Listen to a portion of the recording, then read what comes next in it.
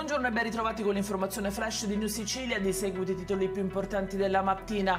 In apertura il sequestro di beni per 170.000 euro ai danni di un imprenditore agricolo di Enna accusato di frodi e riciclaggio. Le indagini hanno permesso di scoprire l'acquisto di un vasto fondo agricolo con del denaro proveniente da truffe ai danni dell'Agenzia per le erogazioni in agricoltura.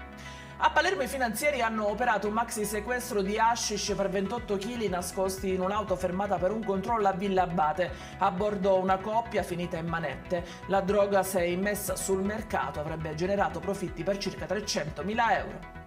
C'è un arresto a Catania a seguito del ferimento di un uomo avvenuto lo scorso 17 settembre nel quartiere San Cristoforo. In manette è finito Gianluca Patti. Il 34enne avrebbe sparato alcuni colpi di arma da fuoco all'indirizzo dell'uomo per contrasti di natura familiare.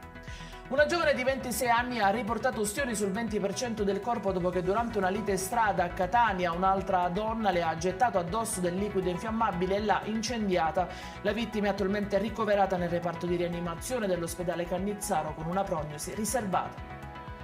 E stessa sorte in chiusura per un operaio di 35 anni rimasto ustionato per circa il 35% del corpo a seguito di un tentativo di difesa del titolare di una ditta agricola di Acate nel Ragusano. Anche l'uomo si trova ricoverato in prognosi riservata al Cannizzaro di Catania. L'aggressore invece è stato arrestato. Come sempre vi ricordo che i dettagli su queste notizie li trovate sul nostro sito www.newsicilia.it e sui nostri canali social. Grazie per averci seguito e a più tardi.